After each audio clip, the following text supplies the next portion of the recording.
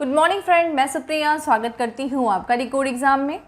Friend, आज daily current affairs की class में हम डिस्कस करेंगे 15 मार्च से रिलेटेड जितने भी न्यूज़ हैं, जितने भी इवेंट्स हैं जो हमारे एग्जाम के लिए इंपॉर्टेंट है, हम उन्हें एक एक करके यहाँ पे देखेंगे। तो आइए दोस्तों स्टार्ट करते हैं आज की क्लास। और आज की क्लास स्टार्ट करने से पहले हम कल के पूछे गए प्रश्नों के उत्तर को देख लेते हैं। कल मैंने आपसे पूछा था कि एक ही आंदोलन किस वर्ष हुआ था, इस आंदोलन का उद्देश्य क्या था और इसका नेतृत्व किसके द्वारा किया गया था। तो देखिए, एक ही आंदोलन जो हुआ था वो 1920 से लेकर के 1922 के बीच में हुआ था चित्तौड़ में, और इसका जो नेतृत्व 1921 में किया गया था मोतीलाल तेजावत के द्वारा इस आंदोलन का नेतृत्व किया गया था। और जैसा कि मैंने आपसे कल भी बताया था कि जो अक्सर ये आंदोलन होते थे, किसानों के जनजातीय आंदोलन जो होते थे, इन आंदोलन में सबसे महत्वपूर्ण कारण ये होता था ज़्यादातर कि ये जो अंग्रेज़ थे और ये जो सामंत थे, ये बहुत ही ज़्यादा जो इनकी भू राजस्व की दर बहुत ज़्यादा होती थी, किसानों के ऊपर बहुत ज़्यादा ये लगान थोपते थे, जिसके कारण जो है किसान विद्रोह कर देते थे, आंदोलन कर देते थे। तो एक ही आंदोलन का भी जो कारण था, जो मुख्य उद्देश्य यही था कि किसानों को भारी राजस्व और अनुचित श्रम से मुक्त कराना, ये इस आंदोलन का उद्देश्य था। ठीक है, अब हम आते हैं आज के सेशन पे और सबसे पहले प्रश्न पे बढ़ते हैं। हमारा आज का पहला प्रश्न है कि निम्नलिखित में से कौन सा देश G7 कृषि मंत्रियों की आभासी बैठक की मेजबानी करेगा?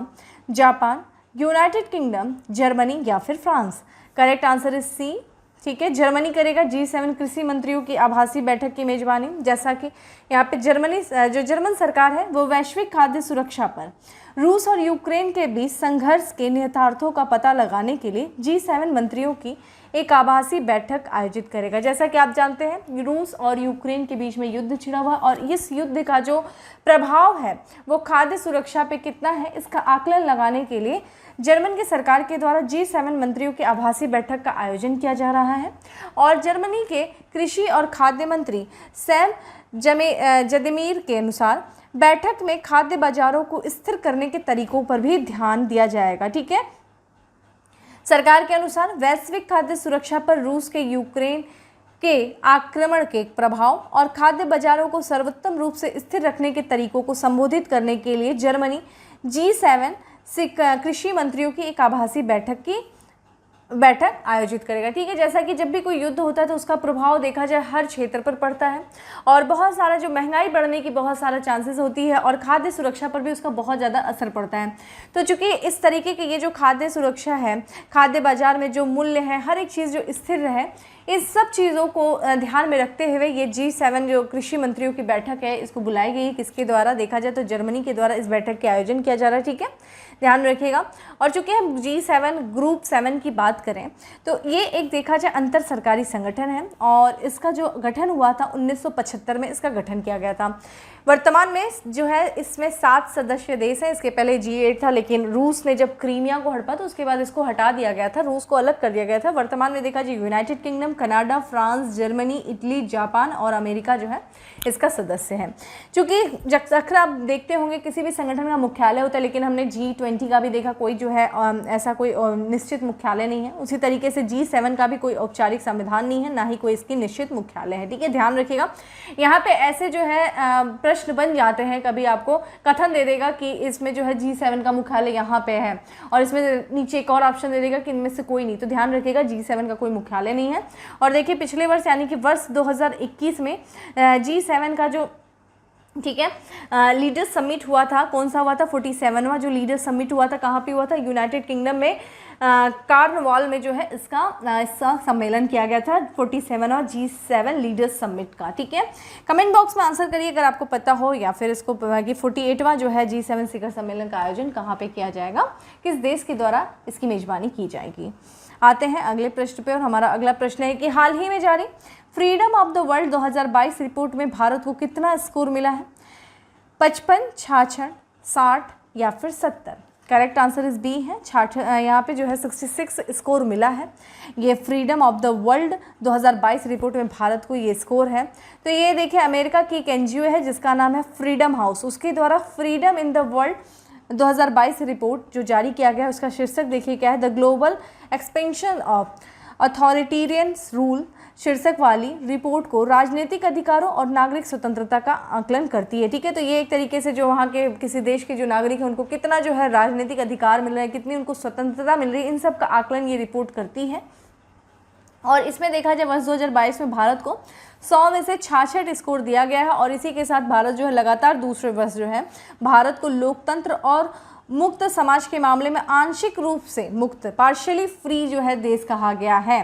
वर्ष 2021 में भारत का स्कोर 67 था और 2020 की बात करें तो भारत का स्कोर जो कि 71 था और इसी के साथ भारत जो है उस समय जो है स्वतंत्र देश कहा जाता था जब इसका स्कोर जो था 71 था। ठीक है, यहाँ पे अगर हम बात करें कि सबसे ख़राब जो है स्कोर करने वाले देशों में कौन कौन से देश थे तो देखिए दक्षिणी सूडान है, सीरिया है, तिब्बत है, तुर्कमेनिस्तान है, इरिट्रिया है और उत्तर कोरिया जो है ये सबसे खराब प्रदर्शन करने वाले देश हैं। यहाँ पे जो है नागरिक चाहे राजनीतिक अधिकार हो चाहे नागरिक स्वतंत्रता हो यहाँ पे एक बहुत बुरी स्थिति में है। वर्ष 2022 की रिपोर्ट में कितने जो है देशों को स्वतंत्र बताया गया है, 85 देशों को। वहीं 56 देशों को इन्होंने आंशिक रूप से स्वतंत्र बताया, 69 देशों को स्वतंत्र नहीं करार दिया, यहाँ पे स्वतंत्रता नहीं है। वर्ष 2022 की जो रिपोर्ट है विश्व में जो स्वतंत्रता 2022 में नहीं कैलेंडर वर्ष 2021 के दौरान 195 देशों और 15 क्षेत्रों में स्वतंत्रता की स्थिति का मूल्यांकन किया था। ठीक है, ये चीज़ ध्यान रखिएगा। तो ये freedom of the world 2022 report में भारत का स्कोर कितना है, 66 है और ध्यान रखिएगा भारत की स्थिति क्या है, ये आंशिक रूप से मुक्त देश में शामिल किया गया है। अगले प्रश्न पे बढ़ते हैं और अगला हमारा प्रश्न है कि निम्नलिखित में से किस गोल्फर को औपचारिक रूप से world golf of the fame में शामिल किया गया है, Tiger Woods, Bernhard Langer, Greg Norman या फिर Seve Ballesteros. Correct answer is A है। ठीक है, यहाँ पे टाइगर वुड्स को जो है औपचारिक रूप से world golf hall of the fame में शामिल किया गया है। ये प्रसिद्ध गोल्फर हैं टाइगर वुड्स और इनको औपचारिक रूप से world golf hall of fame में शामिल किया गया है। इनके करियर की बात करें दोस्तों तो इनके करियर के दौरान इन्होंने वुड्स ने कई जो है गोल्फिंग रिकॉर्ड तोड़े हैं और यकीनन खुद को अब तक के सबसे महान गोल्फर के रूप में इन्होंने स्थापित किया है। ठीक है, अगला प्रश्न है और काफ़ी इंपॉर्टेंट प्रश्न है कि निम्नलिखित में से किस न्यायमूर्ति को या फिर न्यायाधीश को सुप्रीम कोर्ट ने चार धाम परियोजना की उच्चाधिकार प्राप्त समिति के अध्यक्ष के रूप में चुना है। तो रंजन गोगोई, यू ललित, एल नागेश्वर, अर्जुन कुमार सीकर। तो करेक्ट आंसर इज डी है। अर्जुन कुमार सीकरी को सुप्रीम कोर्ट ने चार धाम परियोजना के उच्चाधिकार प्राप्त समिति के अध्यक्ष के रूप में नियुक्त किया है या फिर चुना है। तो ये देखा जाए हिमालयी घाटी में देखा ये परियोजना है चार धाम परियोजना और इस परियोजना के प्रभाव पर विचार करने वाली हाई पावर कमेटी का चेयरपर्सन सुप्रीम कोर्ट के रिटायर्ड जस्टिस अर्जुन कुमार सीकरी को नियुक्त किया गया है। ठीक है, इसमें देखा जाए वर्ष 2019 में प्रोफेसर रवि चोपड़ा को सुप्रीम कोर्ट द्वारा उच्चाधिकार प्राप्त समिति के अध्यक्ष के रूप में नियुक्त किया गया था। प्रोफेसर रवि चोपड़ा ने जनवरी में इस पद से इस्तीफा दे दिया। उसके बाद देखिए किसको चुना गया है, चारधाम परियोजना समिति के प्रभाव पर विचार करने के लिए जो एक हाई पावर कमेटी बनाई गई थी उसमें यहाँ पे अर्जुन कुमार सीकरी को नियुक्त किया गया है। अगर हम चारधाम परियोजना की बात करें तो देखा जाए इस चारधाम परियोजना के बारे में सबसे इंपॉर्टेंट देखिए उद्देश्य क्या है। जो हिमालय में चारधाम तीर्थस्थल है कौन कौन से, केदारनाथ, बद्रीनाथ, यमुनोत्री, गंगोत्री से संपर्क में सुधार करना जिससे कि इन केंद्रों की यात्रा तेज, सुरक्षित और अधिक सुविधाजनक हो सके। ये आपके सामने देखिए चीज़ है, ये चित्र आपके सामने खुला। देखिए यहाँ पे अगर हम चारधाम परियोजना की जैसा कि बात कर रहे हैं गंगोत्री, यमुनोत्री, केदारनाथ और बद्रीनाथ, ये एक हिंदू धर्म के इन जो चार पवित्र धामों के लिए सरकार ने एक चारधाम परियोजना जो है शुरू की थी और इसको क्या है, इस परियोजना को सुप्रीम कोर्ट ने हरी झंडी दे दी। कारण क्या है भाई, सुप्रीम कोर्ट ने क्यों हरी झंडी दे दी, तो यहाँ पे जो सुप्रीम कोर्ट ने इस परियोजना के तहत जो 3 डबल लेन हाईवे बनाने की इजाज़त दी है और ये जो हाईवे है, ये जो लेन बनाई जा रही है रणनीतिक रूप से बेहद अहम जो है मानी जाती है। और इसमें देखा जाए इसमें ये जो परियोजना के तहत 900 किलोमीटर लंबी सड़क परियोजना का जो बनाई जा रही है उसमें उद्देश्य देखे क्या है, उत्तराखंड के जो 4 धामों के लिए हर मौसम में सुलभ और सुविधाजनक रास्ता बनाना है। तो 900 किलोमीटर का ये जो है लंबी सड़क बनाई जाएगी। लेकिन जब ये परियोजना चल रही थी तो एक एनजीओ था जिसका नाम है सिटीजन फॉर ग्रीन दून, इसने क्या कहा कि ये जो परियोजना के कारण पर्यावरण पर एक हानिकारक प्रभाव पड़ रहा है और इस एनजीओ ने पर्यावरण के प्रति चिंता जताते हुए इस प्रोजेक्ट को उसने चुनौती दिया। लेकिन कोर्ट ने अगर देखें फिर यहाँ पे जो है रक्षा मंत्रालय ने कोर्ट के सामने बहुत सारी बात की कि अगर इसकी लोकेशन देखा जाए तो रणनीतिक रूप से बहुत महत्वपूर्ण है, चीन का प्रभाव उस क्षेत्र में बहुत ज़्यादा पड़ रहा है, तो अपने आप को सुरक्षित रखने के लिए यहाँ पे जो है एक सड़क माध्यम होना चाहिए जिससे कि किसी भी तरह के अपने देश की सुरक्षा की जाए। ये सारी बातें रक्षा मंत्रालय ने रखा। और फिर उसके बाद जो है जो कोर्ट ने देश की रक्षा जरूरतों के आधार पर इसे सही ठहराया, ठीक है, कि ये परियोजना सही है। जबकि पर्यावरण से जुड़ी चिंताओं पर नज़र रखने के लिए इन्होंने जो पूर्व जस्टिस जो है सीकरी की अध्यक्षता में एक समिति का गठन किया है, ठीक है। अब इस परियोजना के तहत क्या किया जा रहा है, ये परियोजना ना सिर्फ धार्मिक रूप से ध्यान रखेगा बल्कि रणनीतिक रूप से भी बहुत ज़्यादा महत्वपूर्ण है। और इस परियोजना के तहत एक चौड़ी सड़क जो कि सीधे भारत चीन सीमा तक जाएगी, ठीक है। और इससे क्या होगा कि चीन के सामने जो भारत की स्थिति मजबूत हो सकेगी, ठीक है। क्योंकि हम चार धाम परियोजना की बात कर रहे हैं तो इस परियोजना की तरह जो ये चार धाम परियोजना एक तरीके का ऑल वेदर रोड परियोजना है, ठीक है। ये जो परियोजना ये आप रोड देख रहे हैं ये ऑल वेदर होगी, कोई भी मौसम हो, किसी भी तरह का मौसम हो, आप वहाँ पे जो है इसकी यात्रा कर सकते हैं। और ये उत्तराखंड में केवल चार धाम की जोड़ने भर की परियोजना नहीं, जैसा कि मैंने बताया ये राष्ट्रीय महत्व की भी परियोजना है। और देखा जाए इस परियोजना से, ठीक है, इस परियोजना को पहले जो है नाम दिया गया था ऑल वेदर प्रोजेक्ट नाम दिया गया था, लेकिन फिर बाद में इसे चार धाम परियोजना बता दिया गया, फिर नाम दिया गया। जैसा कि अभी हम लोगों ने चर्चा किया, ये परियोजना सिर्फ ऐसा नहीं कि से एक धर्म से संबंधित परियोजना है, बल्कि ये रणनीतिक रूप से बहुत महत्वपूर्ण परियोजना है, ठीक है।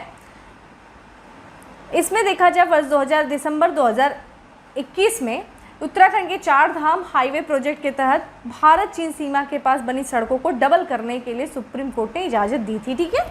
चलते हैं अगले प्रश्न पे। और हमारा अगला प्रश्न है कि निम्नलिखित में से किसे SEBI securities and exchange board of India सदस्य के रूप में नियुक्त किया गया है?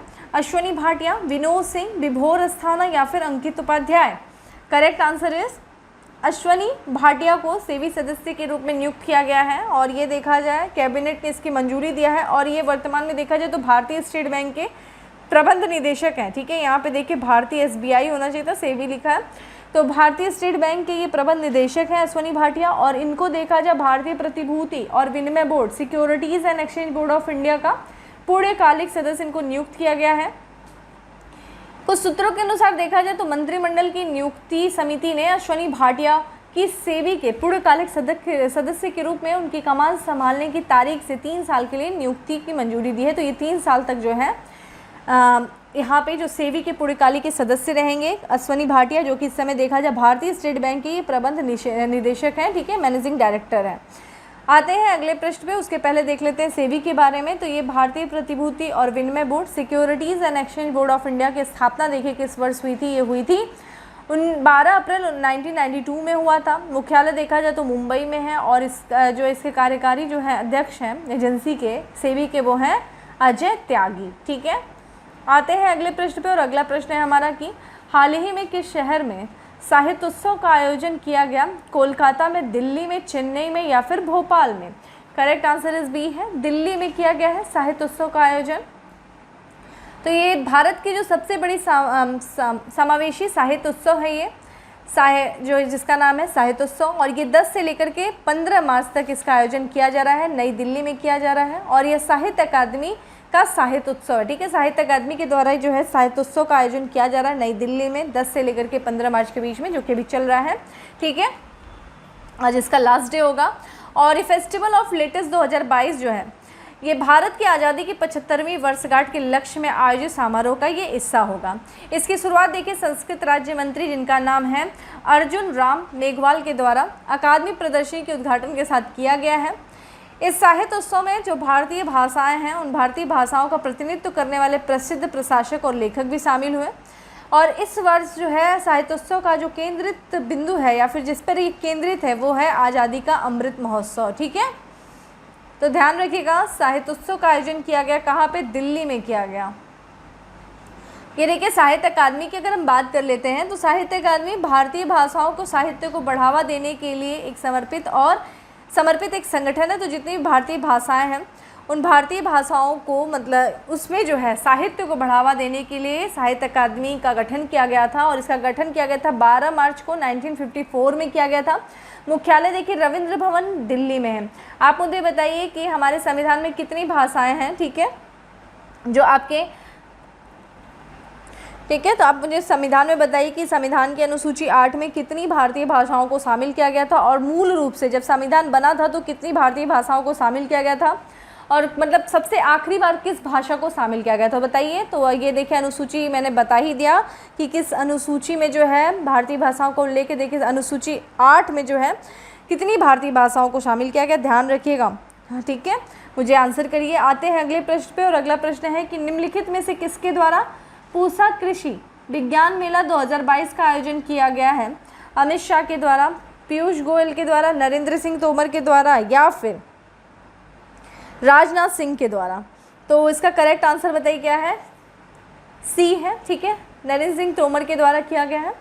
तो केंद्रीय कृषि और किसान कल्याण मंत्री हैं नरेंद्र सिंह तोमर। इन्होंने दिल्ली स्थित पूसा प्रौद्योगिकी संस्थान के परिषद में हाल ही में पूसा कृषि विज्ञान मेला 2022 का आयोजन किया। ठीक है, तो यहाँ पे देखिए पूसा कृषि विज्ञान मेला 2022 का आयोजन किया गया है। कहाँ पे किया गया है? पूसा प्रौद्योगिकी संस्थान कहाँ पे है? दिल्ली में स्थित है। किसके द्वारा इसका जो है उद्घाटन किया गया इसको? तो ये केंद्रीय कृषि और किसान कल्याण मंत्री नरेंद्र सिंह तोमर जी के द्वारा किया गया।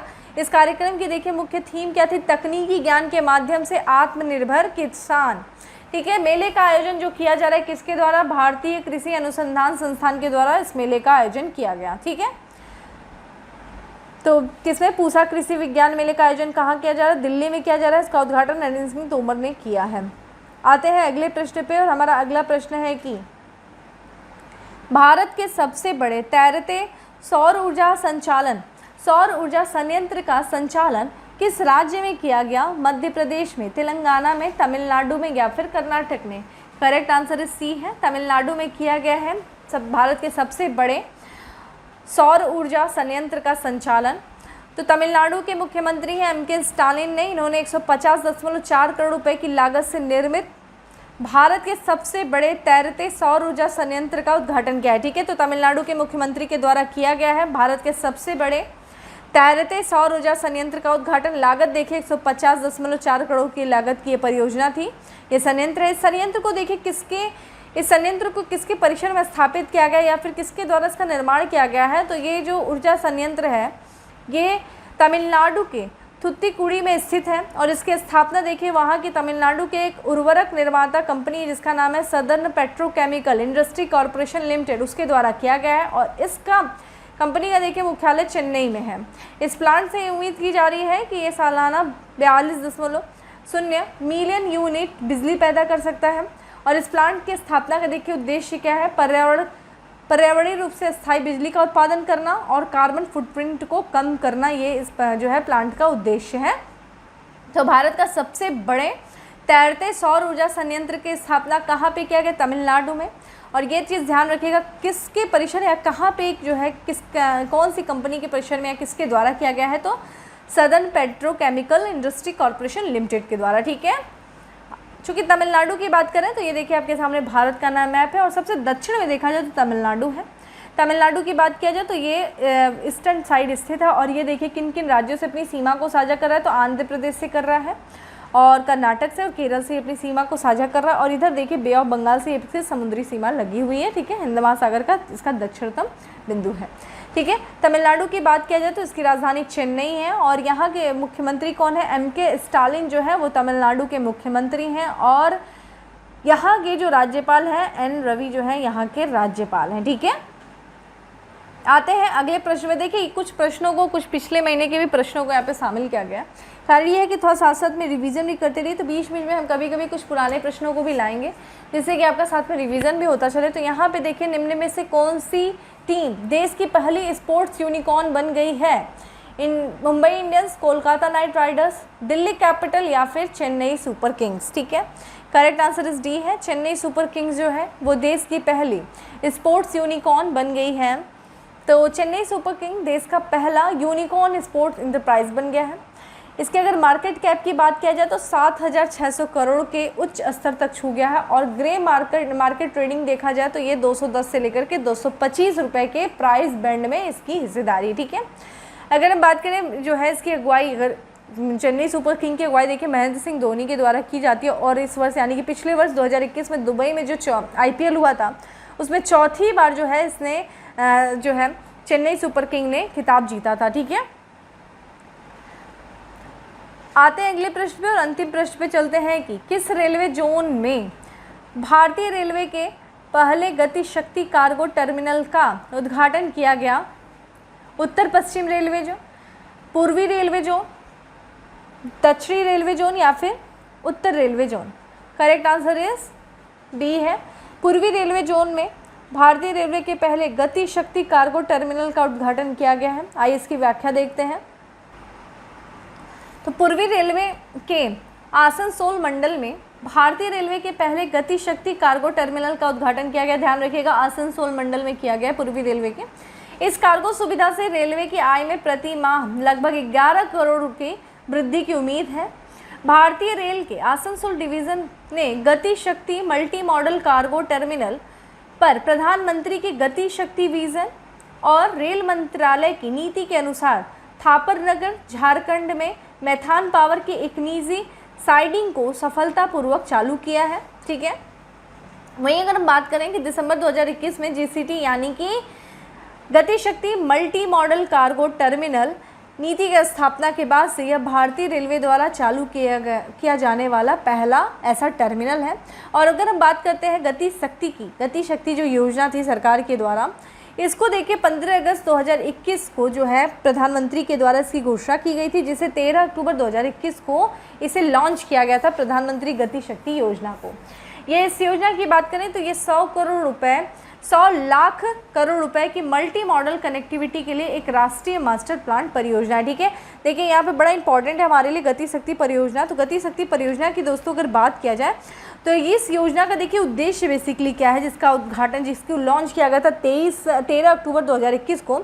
तो ये देखा जाए किसी एक वर्ग या किसी एक निर्धारित काम को पूरा करने के लिए इस योजना की शुरुआत नहीं की गई थी, बल्कि इसके माध्यम से देश में जो अलग अलग बहुत सारी समस्याएं हैं, ठीक है, उन सब समस्याओं को हल करने के लिए इस परियोजना को शुरू किया गया है। और देखा जाए देश में इस समय कौन कौन सी समस्याएं, जैसे कि युवा बेरोजगार हैं, कोरोना के बाद से देखा जाए, कोरोना महामारी के बाद से देखा जाए देश की आर्थिक जो व्यवस्था है वो लगातार निचले स्तर पर जा रही है। ठीक है, सड़कों के माध्यम से जो सामान एक स्थान से दूसरे स्थान को पहुंचाया जाता था उसमें भी काफ़ी ज़्यादा समस्या आ रही हैं। और कई जो छोटे छोटे स्टार्टअप जो शुरू हुए थे वो भी क्या हो रहे हैं, बंद हो रहे हैं। तो देश को इन्हीं समस्याओं से संबंधित जो है समस्याएं उनको सुलझाने के उद्देश्य से प्रधानमंत्री गति शक्ति योजना की शुरुआत की गई थी। यानी यह योजना देखा जाए तो देश की सभी बड़ी समस्याओं को ध्यान में रखते हुए तैयार किया गया था। तो इस योजना से देखिए लाभ क्या होगा कि इस प्रधानमंत्री गति शक्ति योजना के माध्यम से जो युवा हैं, युवाओं को रोजगार के नए अवसर पैदा होंगे। ठीक है, बेरोजगारी स्तर, जब उनको रोज़गार मिलेगा तो बेरोजगारी स्तर में भी कमी आएगी। जब उनको सबको रोज़गार मिलेगा, सबकी एक सोर्स ऑफ इनकम होगी, तो देश की जो इकोनॉमी है वो भी बढ़ने लगेगा। ठीक है, फिर उसके बाद जो रोड है, रोडों को सही किया जा रहा है। ठीक है, रोड इंफ्रास्ट्रक्चर को भी सही किया जा रहा है, उसके माध्यम से ट्रांसपोर्टेशन को सरल बनाया जा रहा है। ठीक है, नई सड़कों का निर्माण किया जा रहा है। तो ये सारी चीज़ें जो है प्रधानमंत्री गति शक्ति योजना के तहत किया जा रहा है। ध्यान रखिएगा, इस योजना हर जो बड़ी बड़ी परियोजनाएं हैं, जो बड़ी बड़ी योजनाएं सरकार की, उनको गति देना, ठीक है, ताकि देश की जो है अर्थव्यवस्था वो सुचारू ढंग से चल सके। यही प्रधानमंत्री गति शक्ति योजना का बेसिकली उद्देश्य है। ठीक है, यहाँ पे मुझे कमेंट बॉक्स में आंसर करिए कि पूर्वी रेलवे जोन का मुख्यालय कहाँ पे है, और वर्तमान में बताइए कितने रेलवे जोन हैं। ठीक है, आप मुझे कमेंट बॉक्स में आंसर करिए। अब हम आते हैं आज के अपने क्वेश्चंस ऑफ द डे में कि भारत में पहली ट्रेन कब और कहाँ से चलाई गई थी। देखिए, कई लोग हंस रहे होंगे कि मैडम आज क्या प्रश्न आप पूछ रही हैं, लेकिन इंपॉर्टेंट है। कभी कभी ऐसा होता है कि ऐसे हम बहुत ओवर कॉन्फिडेंस में भी रहते हैं और एग्जामिनेशन हॉल में गलत करके आते हैं। पर्टिकुलर डेट बताइएगा, ट्रेन कहाँ से कहाँ चलाई गई थी, और तत्कालीन जिस समय ये ट्रेन चलाई गई थी भारत की पहली, उस समय देश का, भारत का जो है गवर्नर जनरल कौन थे, ये भी बताइएगा कि किसके काल में भारत की पहली ट्रेन चलाई गई थी। ठीक है, तो इस तरीके से था आज का हमारा सेशन। देखिए, डेली करंट अफेयर्स की जो PDF है वो आपको कमेंट बॉक्स में, वो टेलीग्राम ग्रुप पे अवेलेबल है, जिसका लिंक आपको कमेंट बॉक्स में, डिस्क्रिप्शन बॉक्स में दिया हुआ है। ठीक है, आप देख सकते हैं। बाकी मैं कहूँगी नहीं कि आप सेशन लाइक करो, मैं ये भी नहीं कहूँगी कि आप सेशन को शेयर करो, क्योंकि आप करते हो नहीं। ठीक है, बाकी सब कुछ मैंने अब आप पे छोड़ दिया है। चलिए फिर मिलते हैं नेक्स्ट सेशन में, तब तक के लिए bye, have a good day, stay safe and stay happy.